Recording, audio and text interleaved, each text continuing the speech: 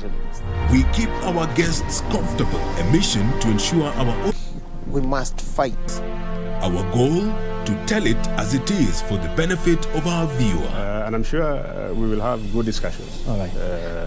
That will make probably your viewers understand KDF better. With 21 radio outlets. During a live interview on KBC TV, Chief of Defense Forces General Robert Kibosha. Jaji mkuu kwa mara ya kwanza katika mahojiano yake ya kipekee na runinga ya KBC Channel 1. And 2 TV stations covering over 90% of the entire country. The message always gets home. KBC, the home of on-air TV interviews.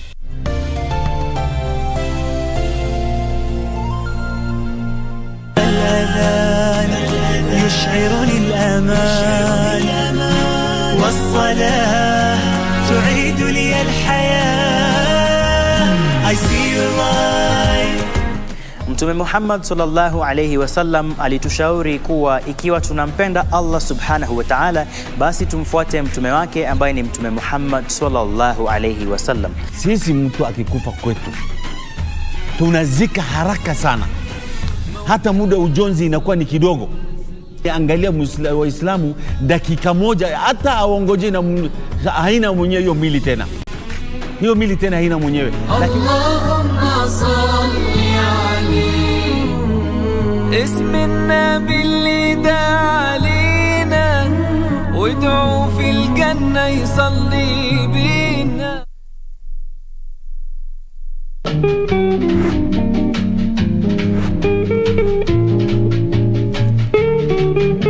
Nikiambia hii koti kuwa mimi I guess that anakuwa mimi ni mrembo na nakuwa weakness kwa wanaume. Bebe sura baya, mwili baya, handsome nini? Wapi pesa yangu? Tafadhali punguza pilipili. Wacha ujinga. Unajiangalia unaangalia. Nani anazaribu? Nitakutumula, nitakuchapa. Mtoto, just look at me. You're not my class. You're not even my type. And I don't want you. Nipelekane wapi na msichana wa night class? Wewe naweza kuweka, naweza kwa mimi mwenye hiyo klabu. Usinidharau.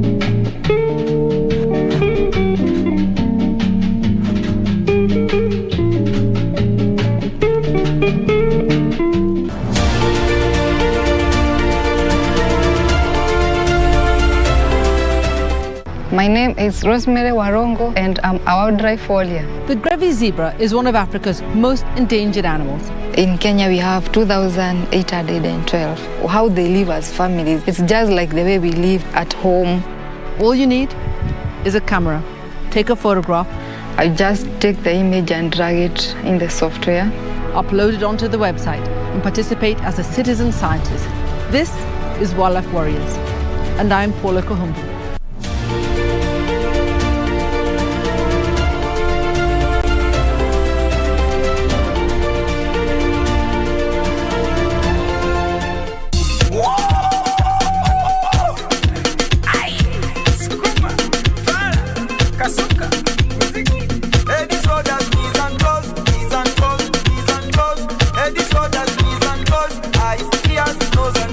I guess let's get straight into business. I've written about 25 songs, but I have recorded 12 songs right now. Here's my peace, Lord of all. Here's my God. What is your talent? Maybe you can sing. Maybe you can dance. Maybe you can play a musical instrument. Today I'm going to show you guys on how to make the perfect lemon cake.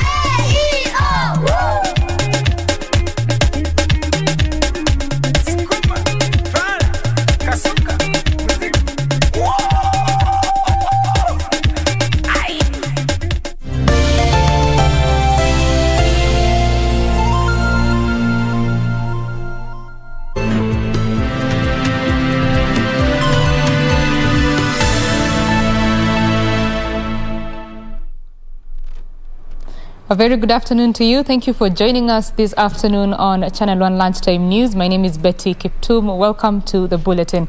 Now, a section of public service operators in Embu town have protested against alleged harassment and selective application of traffic rules by the county government. Over 10 SACCO operators plying different routes claim county enforcement officers were arbitrarily arresting their crews. Matatu operators in Embu claim the law with regard to picking and dropping of passengers was being applied selectively, as some operators were being allowed to do so in undesignated areas after parting with a bribe. Wenye wametupea gari wanangojea tuwapelekee pesa, lakini hatuwezi pepea nje, na kuna magari zingine zimeruhusiwa kupepea nje ambazo zinakunjanga zinatoa pesa ndio sikubaliwe kupepa nje. Sasa ile kitu tunashindwa, kwani hizo magari na zetu tofauti iko wapi?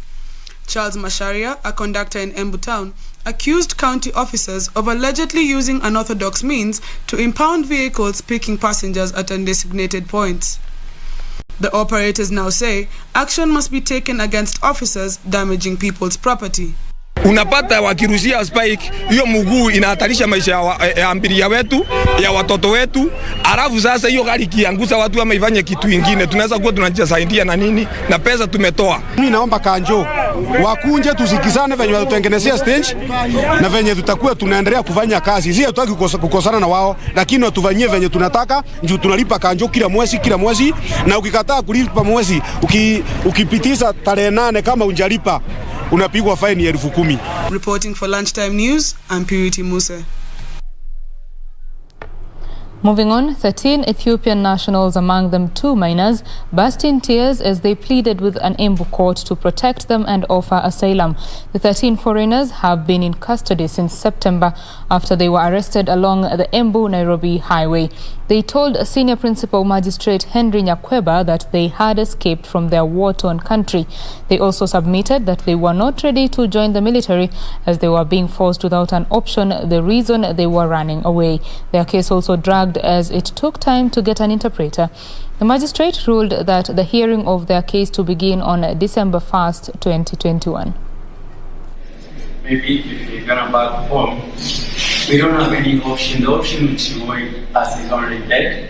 So considering all those things, as you have the great information from the media or whatever, so judge, you have to say something about our life. There is a war in Ethiopia. There are so many things which is happening in Ethiopia. Even the government will force you to take you to military by force. Maybe if you join this military, this war is just going brothers with brothers. Me, I don't want to join the military. Instead of I have to join the military, I just decided by myself to run away and to save my life. And the government, through the Northern Water Works Development Agency, has started distributing fuel subsidies to all boreholes in the region to help residents access uninterrupted water supply. The program, targeting 6 counties, will cost about 100 million shillings. Meanwhile, residents of Nkararo area of Transmara sub-county are set to benefit from a new water project installed by a non-governmental organization. During the flagging off of 26,800 litres of diesel to borehole generators in Garissa County, the agency's board chairman, Shaban Ali Isaac, said that the exercise is part of the government's effort to cushion communities from the ongoing drought. Isaac is asking county governments and National Drought Management Authority to increase their efforts and make sure that the people get sufficient water supply. I mean the county commissioner and his team for giving us even their lorries to help us ferry this fuel so that they can reach those areas, those restrictions, free of charge, and also to ensure that we partner and this fuel goes to the needed persons. And it is ensured that when it reaches there, there's accountability, and this fuel will help those Kenyans who are now seriously suffering. Garissa County Commissioner Boaz Cherutich assured the residents that chiefs and assistant chiefs will work closely with boreholes management committees to ensure that no drop of fuel is lost. I want to assure you, Chairman, that through the structures we have on the ground, our chiefs and assistant chiefs will come in handy because they are the ones on the ground and they will be able to work with the project committees, the borehole project committees on the ground, and ensure that this diesel is utilized to the last liter. In Kararo area, a non-governmental organization has launched a water project to help alleviate the suffering of locals who have been trekking 4 kilometers in search of water. Na tumefurahi sana, tunaona hii maji imetusaidia sana. Tulikuwa tunaenda kuchota bali mapunde na kunywa na sisi tunakunywa. Ila tumefurahia sana, tumepata maji hapa karibu. Napika asante sana. In Kararo Secondary School, students who are also beneficiaries of the project expressed the joy, saying their project could not have come at a better time. Now, the Kenya Institute of Special Education has urged parents of children with special needs to take them for early assessment in order to detect any symptom that might lead to disability. According to the director, Dr. Norman Kiogora, the government has invested heavily in the state-of-the-art equipment which are available for use to members of the public. At the same time, Dr. Kiogora said plans are at an advanced stage to introduce entrepreneurship courses that will empower persons with disabilities with the know-how to apply for government affirmative action funds.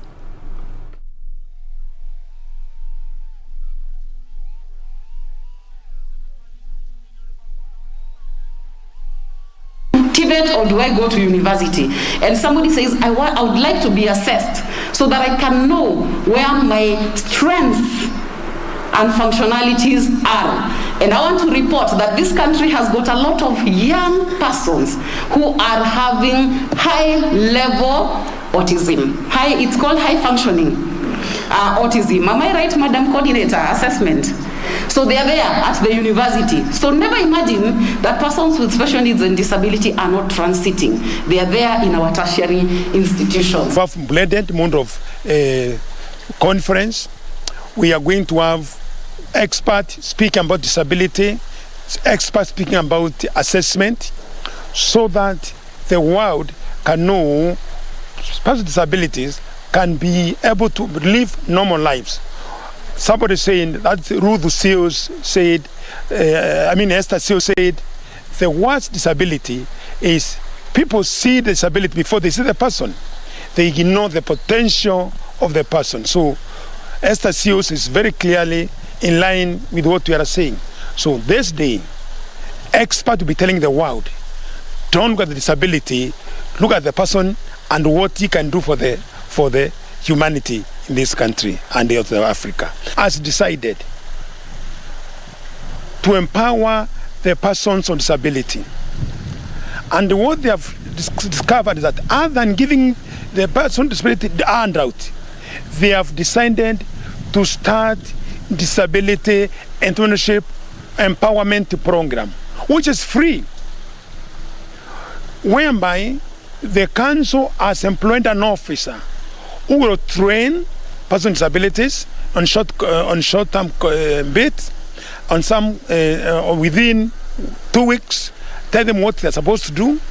The officer will assist them in acquiring legal documents, the KRI forms. They help them also to register companies. They also show them how to register for companies so that they can access the legal requirement in all the tender government processes. We are engaging various stakeholders. We have already entered the MOU with IBC to train its personnel in the forthcoming election so that they can know how to handle voters who are disabled, because voters who are disabled also can influence the outcome. Now, the burial of the 3 out of 4 family members who perished in a road accident last week in Limuru failed to take place after Akin moved to court over the land dispute. Hannah Njeri Gishada had sought the intervention of the court, restraining the burial of her stepson William Kamau, his wife Jane Joki and their daughter Evelyn Waithira, claiming she was the owner of the land where the bodies of the 3 were to be interred.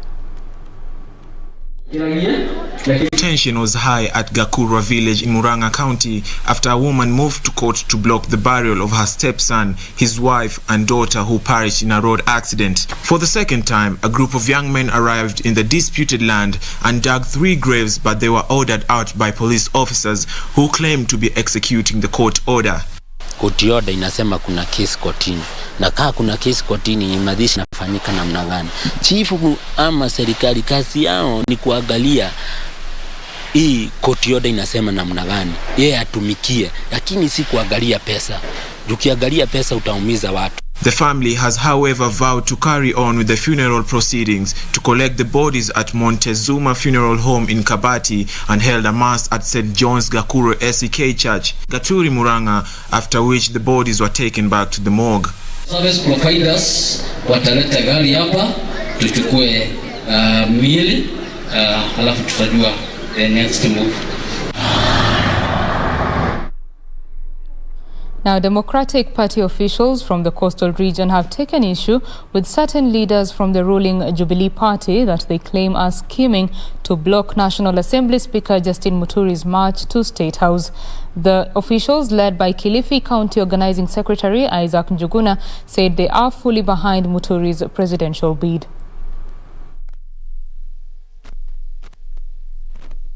We, the Democratic Party of Kenya, DP leaders from the coast region, wish to condemn in the strongest terms possible a sinister plot hatched by some Jubilee Party operatives purporting to have enough reasons to call for the removal of National Assembly Speaker Justin Muturi. We are aware that some members of Parliament from the Kieleweke wing of the Jubilee Party who are behind this ill-conceived move are claiming that Muturi has violated Political Parties Act by announcing his presidential candidacy through the DP. We want to state categorically that there is no law that Muturi has contravened. It is the height of hypocrisy for any Jubilee member to accuse another of contravening the act. Yet the party itself has entered a pact with ODM, which was unauthorized by the National Delegates Conference.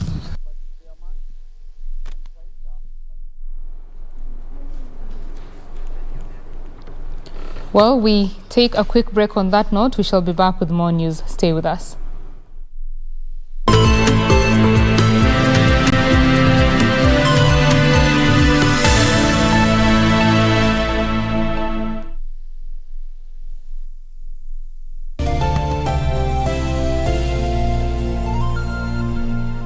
Mulituita na tukaitika. Ndio maana tarehe 12 na 13 Kitweke FM ikishirikiana na Nema na kaunti za Nandi na Kericho inakuletea roadshow babu kubwa katika eneo la Bonde la Ufa. Tarehe 12 msafara wa Kitweke FM utapitia maeneo ya Mosoriot, Chepterit, Himaki, Namgoi, Kapsabet, Kaptumo na kisha tumalizie Nandi Hills. Tarehe 13 msafara wetu utaanzia Kipsitet, Kapsoita, Sosiota, Kabianga, Litein, Kapkatet, Kericho na kisha tumalizie Bruka. Tarehe 14 watangazaji wa Kitwek kuabudu pamoja na waumini wa kanisa la Voice of Gospel Church lililoko Ngoina Road. Njoo ukutane na wanahabari na waenzi wa Kitwek FM wakiwemo Peter Cheriot aka Semason, Joan Beth, Winnie Cherono, Enoch Ngetich aka Mr. Wadis na wengine wengi. Kitwek FM, Kigasin. From 548 days in 1963 to more than 3,200 days in the period between January and September 2021, Kenyan roads have evolved to become a major killer. What is the National Transport and Safety Authority doing to disassemble this death trap? That road courtesy issue, right, is one of the core factors. Do we have to talk about drink and driving? You know yourself the dangers about it. High speed, you know why there's speed limits in this country. They are to protect you as a road user. So the infrastructure is being built to be the world's class standard. But we also have to take our role as a citizen in this country. This week on Inside Government, we talk to NTSA Director General George Njau on what the authority is doing to enhance road safety here in Kenya, right here on KBC Channel 1.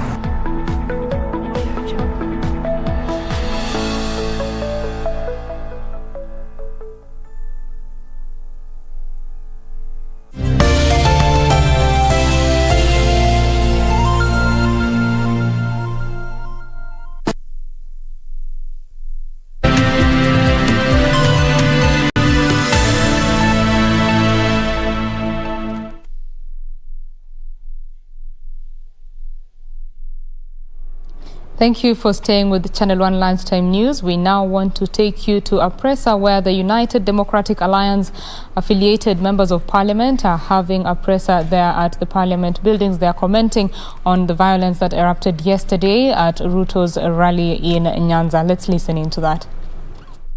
In everywhere in this country. Kama huwezi kutusuia kutoka kwa watu ambao wanarusha mawe, tutakuwa confident aje ya kwamba utaweza kutukinga kutoka Al-Shabaab ambao wanarusha missile, ambao wanarusha grenade. Shame on you, Mr. Mutwambei. Na nataka kuwaeleza, your predecessor Ali alikuwa hapo na siku moja alienda huko ICC bila crown ya serikali na bila uniform ya serikali. Hata wewe mwenyewe, the international community are looking at you, we are watching at you. Na maswali ya mjibu habana tosha. Well, those are UDA-affiliated members of parliament, and they were just commenting right now at the parliament buildings about Deputy President William Ruto's Nyanza rally that happened yesterday. Remember, he is on a 3-day tour. Today is the last day of that tour, and we shall be telling you what is happening there. Now we move on to other news. All the delegates and development partners wishing to attend the devolution conference to be held in Makueni on 23rd to 26th of this month must be fully vaccinated and register online. According to the Council of Governors, this will ensure adherence to COVID-19 protocols. A total of 3,000 delegates and 1,000 development partners are expected at the forum, which is the last annual event before it switches to biennial. Makueni County has pulled all stops to make the event a success, including setting up 11 isolation beds and 9 ICU beds to cope with any COVID-19 related emergency. The Council's offices from 16 to 18 November 2021. It is prudent to note that the conference will be at a control meeting with 1,000 development partners and 3,000 fully vaccinated delegates clear to attend from an initial limit of 1,000 participants. Now, youth have been urged to desist from being used by selfish politicians to cause chaos as campaigns gain momentum towards next year's general election. The movement, which was launched in the country 3 weeks ago, reiterates its commitment on civic engagement with emphasis on bettering youth welfare if elected. Speaking during the launch of the Strugglers movement in the diaspora, Dr. Muthoni Wang'ondu, who is the president of the Texas chapter, condemned the Kondele incident where a group of rowdy youths disrupted Deputy President's campaigns. The movement says it's opening a chapter ahead of August general elections.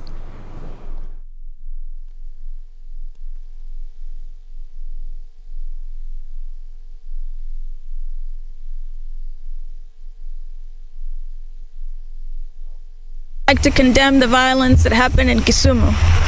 We as Strugglers movement in diaspora are looking for civic engagement and support for our youth in order to enhance the capacity of Kenya to support the youth in leadership, in civic duties and elections. So we would like going forward to be counted, and in doing so we would like to have this movement support the best candidate for our youth. It is all about telling the people of Kenya, telling the people of diaspora that, hey, it's time for us to end this struggle.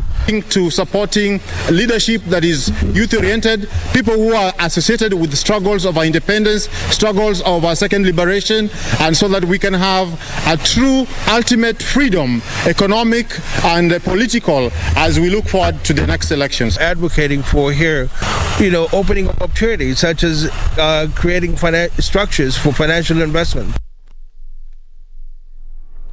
A section of residents of Busia County held peaceful protest over increased cases of gender-based violence in the county.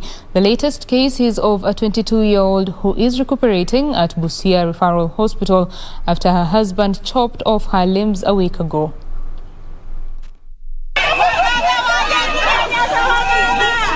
Victims of the gender-based violence who were among the protesters explained their ordeals and appealed to the government to intervene.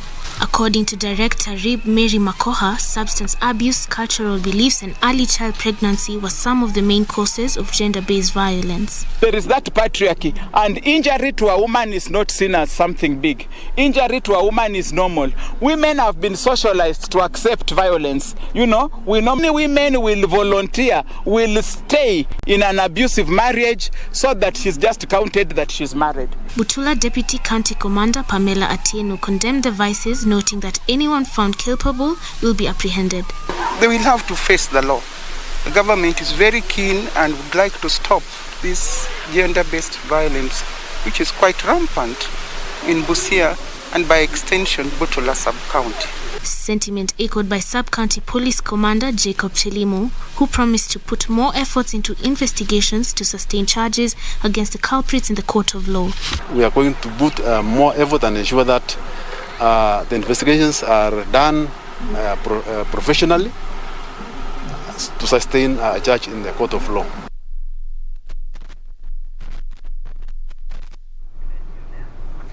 Now, Jomo Kenyatta University of Agriculture and Technology, JKUAT staff, have threatened to down their tools next week over delayed implementation of the 2017-2021 National Collective Bargaining Agreement.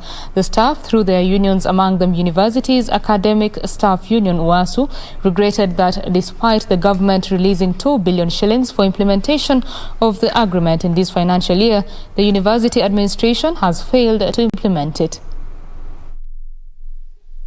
Led by UASU Chairman Muiga Rugara, the workers stated that despite 25 public universities having fully implemented the agreement, Jomo Kenyatta University of Agriculture and Technology, alongside 8 other institutions, are yet to benefit. JKUAT is one of the universities that is not paying the right salary, and it got 166 million to pay that new salary. So the reason why they are not paying the new salary is the reason we are here. Because the government cannot release money and then the people continue to use money for other purposes. Rugara alleged that the university has diverted the CBA money for infrastructural development and facilitation of student tours, leaving workers struggling to meet their basic obligations. Kenya University Staff Union Chairman Nixon Chege accused the university of deducting 6,000 to 15,000 shillings monthly from staff without any explanation. The university management, the council, and the government at large, they should come in and make sure that all the programs of the university are not interrupted. JKUAT, Moi University, Rongo University, Technical University of Kenya, and Egerton University are among the universities that have been accused of failing to implement the CBA.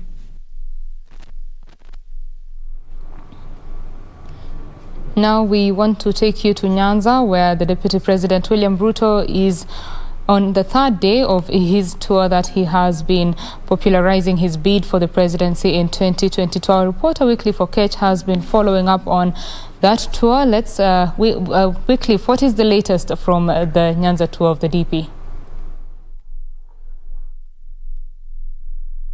Thank you, Betty Kiptum, back in the broadcasting house.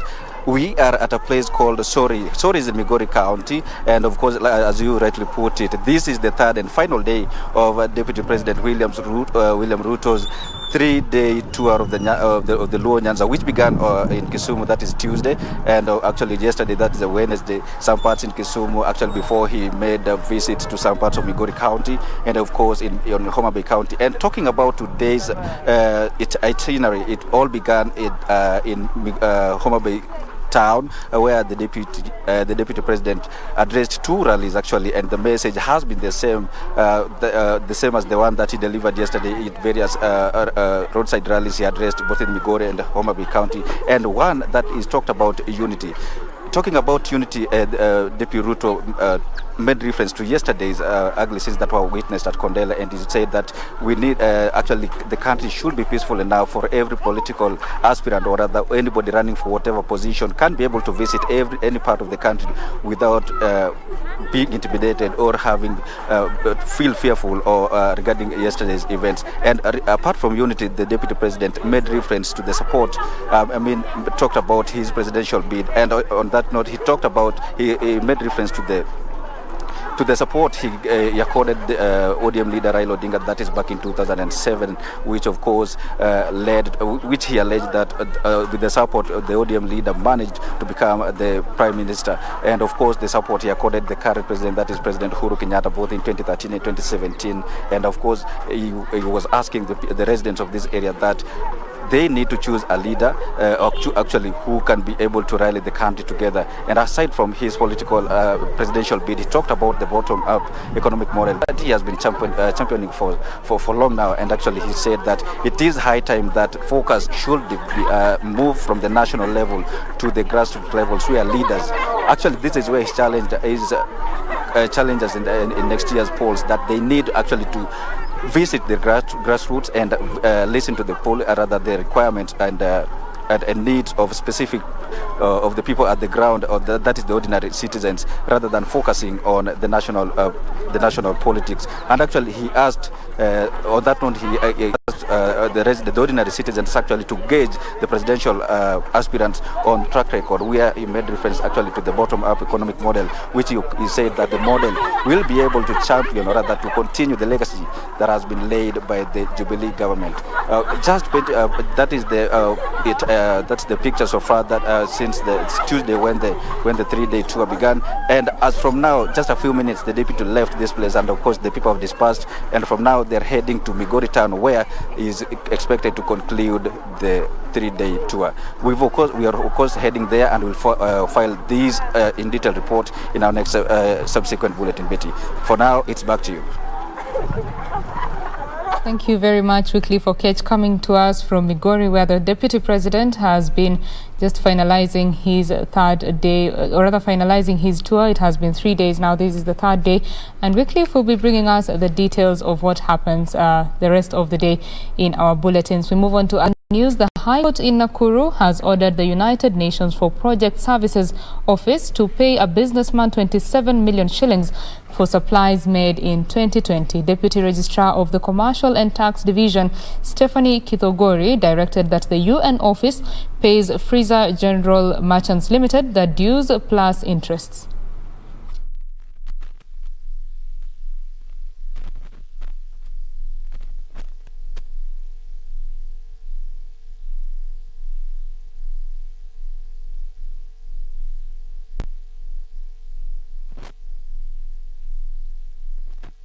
Nikafanya hiyo kazi kule UN, but wakati wa payment ilikuja ikakuwa shida. Nimejaribu kufuata payment yangu, nimefuata payment, nimeenda mpaka kotini, High Court wakatoa order nilipwe. Imekuwa ngumu, niko na kila kitu, but payment imekuwa shida. Priority for tender awards on competence-based curriculum classrooms construction will be given to contractors from all 11 sub-counties in Kisii County.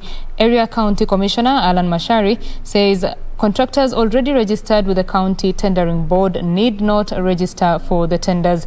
Mashari further explained supplies of building materials will be sourced locally unless in special circumstances. Interested applicants for the ongoing registration of qualified bidders have until tomorrow, Friday, November 12th, 2021, to submit documents at their respective sub-county headquarters.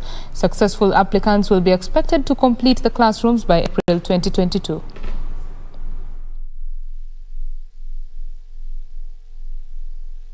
Kwa hivyo wale ambaye watapewa hii kazi wahakikishe wameifanya kwa ule muda ambaye umekuwa stipulated, na pia kwa ile standard ambaye imeweza watapewa ya kufanya hiyo kazi, kwa sababu ni lazima tuwe na mazingira mazuri ya masomo ya watoto wetu.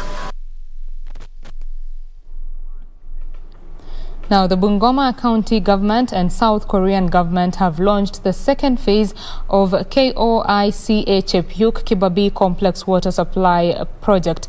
The project will see construction of water supply pipeline, the erection of water treatment plant, service tanks and water collection points that will serve a population of approximately 100,000 people. The project is aimed at improving the overall state of sanitation and hygiene by increasing water supply and access and reducing the walking distance to water collection points in Bungoma County. Estimated at 600 million shillings, the project was earmarked to run from 2018 to 2022, but stalled due to the outbreak of COVID-19 pandemic.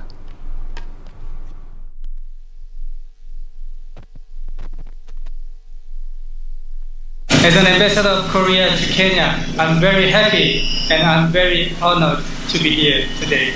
But as His Excellency Governor mentioned, this project will help the people of Bungoma to access to water and to have more clean and more constant supply of water. Now today we are very honored, Your Excellency the Ambassador of South Korea, for that grant and for the partnership that we have enjoyed. The first phase of that project was done. Now this is the second phase of that project. Education matters. The government has launched a 3-year program in Samburu County to boost enrollment of children in school. The UNICEF-funded program, dubbed Operation Come to School, seeks to ensure 10,000 children are enrolled and retained in school.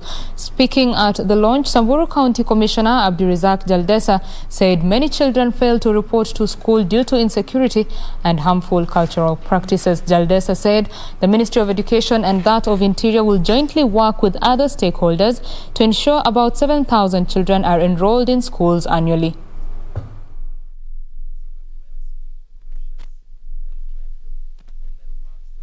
Hii program imeanzishwa hapa Samburu County kwa sababu waliona kwamba watoto wetu wengi hawajatumia ile nafasi ya kurudi shuleni kwa sababu ya changamoto mbalimbali. Mojawapo ni mambo ya ukosefu wa usalama, mambo ya mila tofauti kama ya wale ambao wanaozwa mapema, ama wale ambao pengine early pregnancies na mambo ya warani. Kwa hivyo tunaona kwamba sisi kama county ya Samburu, hii program ni program nzuri sana, muhimu sana, ili to mop up wale watoto wetu ambao wakati huu hawajapata nafasi ya elimu, wako pale nje kwa sababu moja ama lingine. Hiyo yote sasa kupitia hii program tutafanya kazi pamoja, Wizara ya Elimu, Wizara ya Interior na partners wengine ambao, lakini UNICEF ndio the lead sponsor ya hii program, ili tuweze kurudisha watoto takriban 7,000 kila mwaka.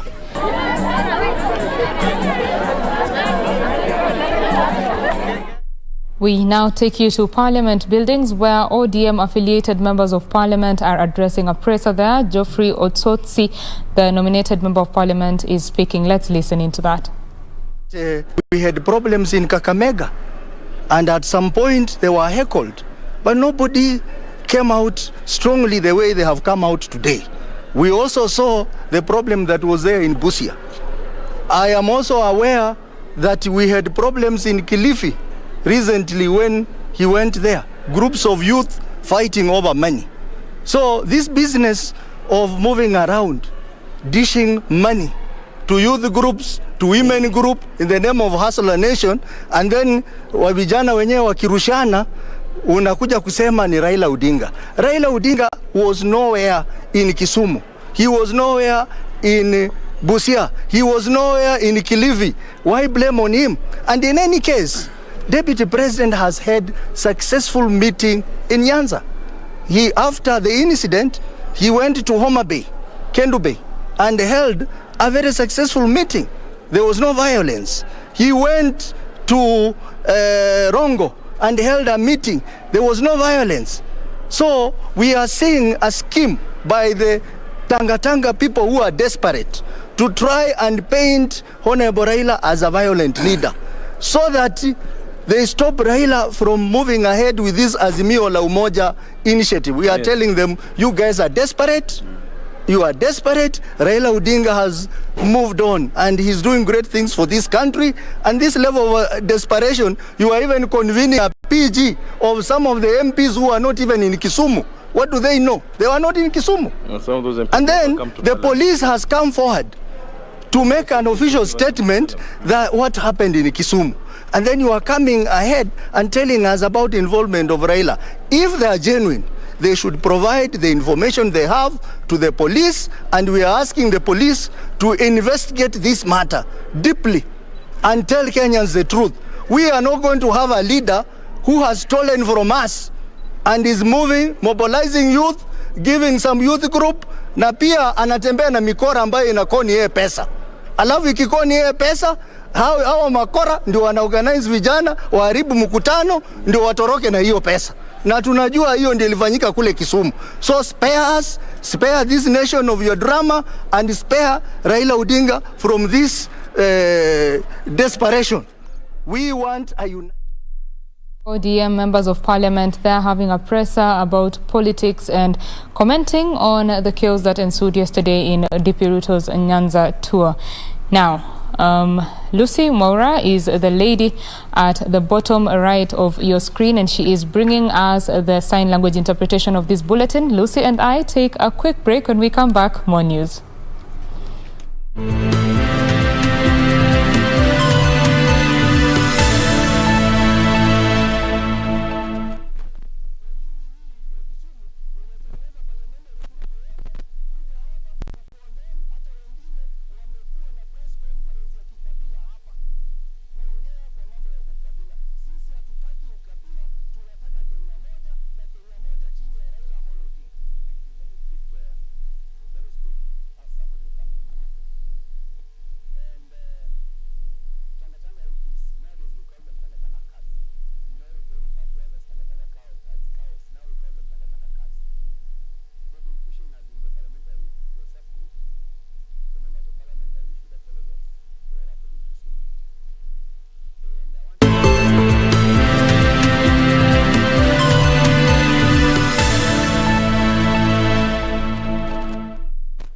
Thank you for staying with Channel 1 Lunchtime News. Now, Kenya has pioneered development of a genetically modified cassava variety that is drought-resistant, high-yielding, and withstands pests. The virus-resistant cassava for Africa, commonly known as Vaca Plus, is resilient to both the cassava brown streak and cassava mosaic diseases and has been fortified with zinc and iron to enhance its nutritional value. The cassava seed variety now awaits the national performance trials before it is released to farmers. Farmers in East African region have for decades grappled with the cassava mosaic and cassava brown streak diseases, with the latter being more destructive. The problem with this is that when you have the roots, it can look so good and so big. You carry it to the market, but inside it is totally rotten. It is for this reason that a team of scientists led by the Kenya Agricultural and Livestock Research Organization back in 2012, under a project dubbed Virus-Resistant Cassava for Africa, VICA, embarked on the development of a cassava seed variety that withstands these threats. Gene modification was seen as the best option.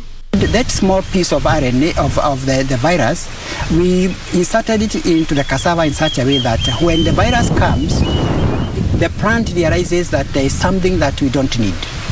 It starts cutting it. Anything that has similar information like that, it starts cutting it into pieces. And this is natural.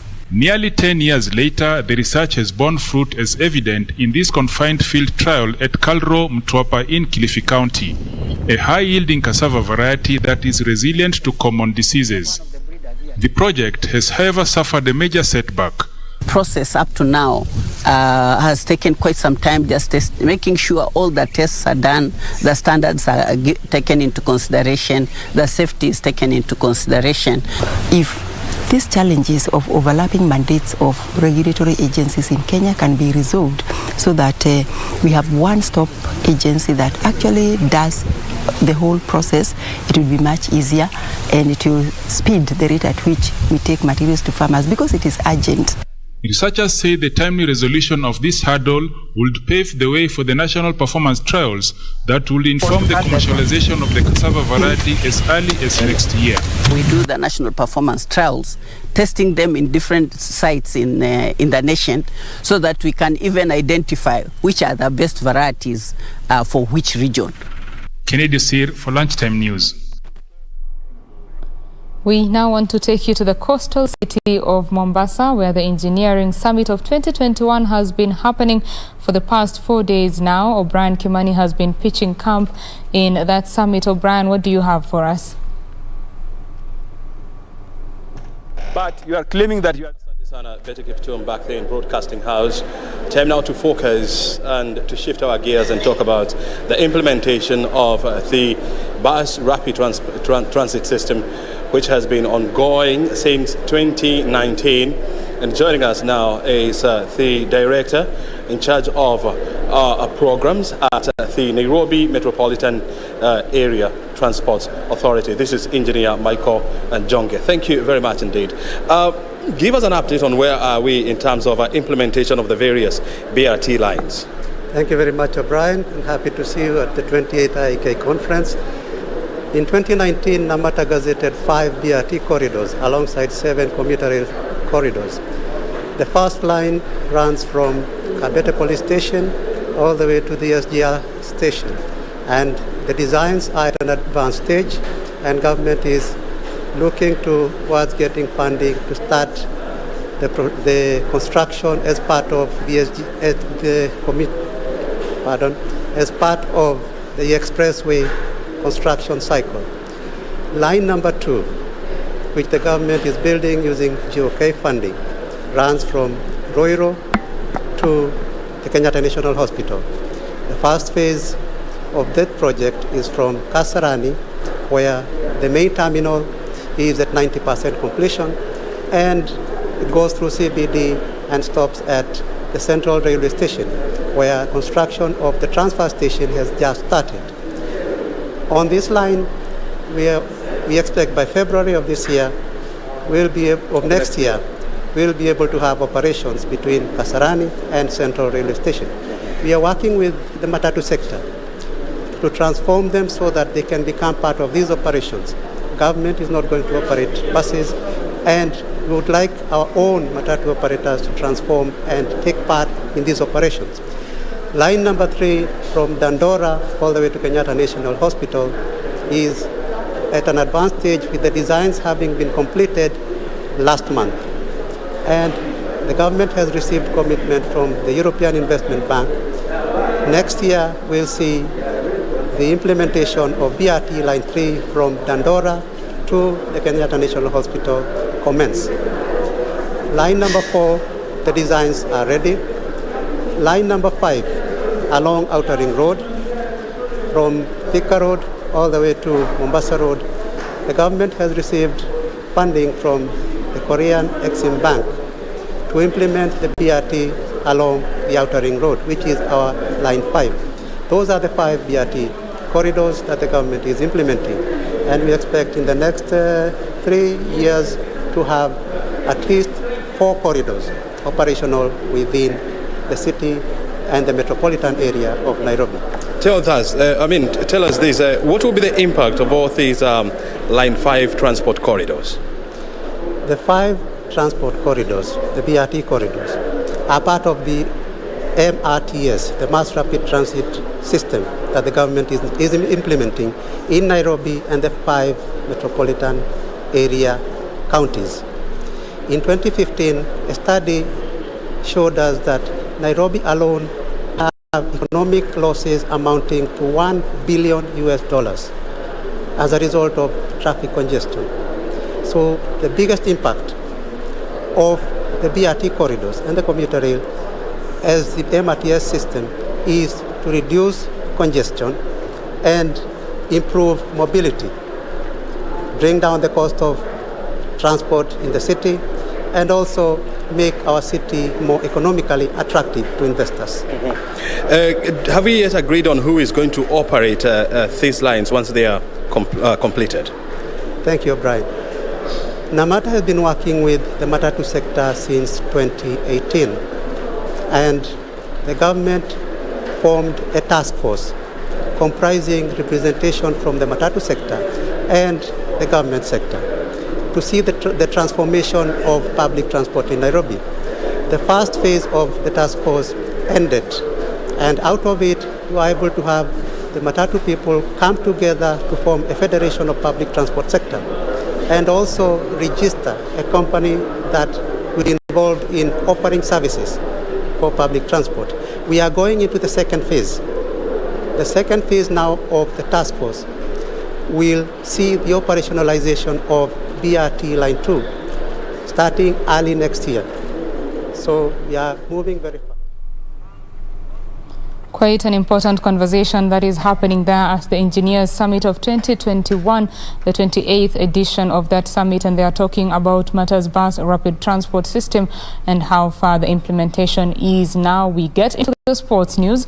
Sports Cabinet Secretary Amina Mohamed has disbanded Football Kenya Federation (FKF) and appointed a caretaker committee to run football in the country.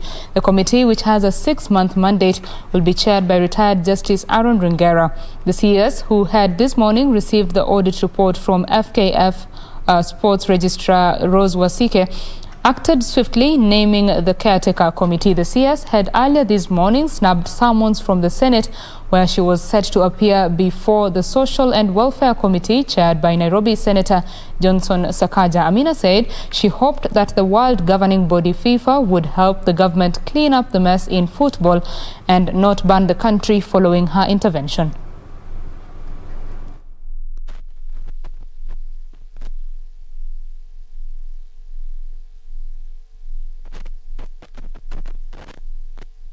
And national soccer team Harambee Stars will face Uganda Cranes this evening in the 2022 World Cup qualifier match at the St. Mary's Kitende Stadium.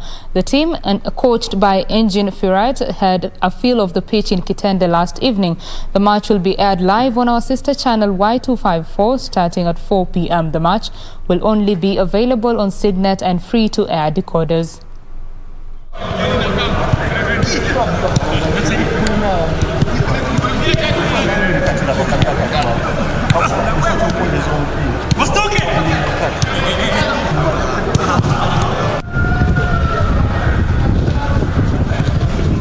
Now we are in a situation that we play against Uganda, which has till now a very good campaign.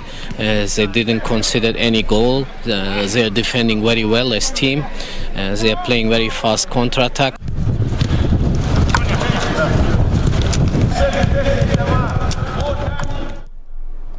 Kenya's dismal performance in the ongoing Africa Women Netball Championship continued after losing 67-26 against South Africa last evening in Namibia. The team is yet to register a win in the round-robin continental showpiece, which is being used as a qualifying tournament for next year's Commonwealth Games.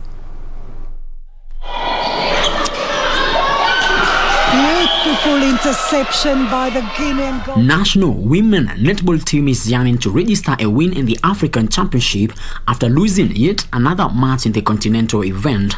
The team lost to South Africa. And the overpass into the circle, and the goal shooter makes no mistake. The 8 teams taking part in the championship will be contesting for 4 tickets allocated for Africa in the Commonwealth Games. 6 netball teams have already qualified for the Games. England, the host nation, and 5 other top-ranked teams in the World Netball Rankings as of July 28th secured the first half of the Birmingham 2022 berths. Australia, world champions New Zealand, Jamaica, South Africa and Malawi all occupy top 6 spots in the world rankings and therefore have had their places at the Commonwealth Games confirmed. Frederick Moki for Channel 1 Sports. That's it for the sports news, and that's it for Channel 1 Lunchtime News. Now, thank you.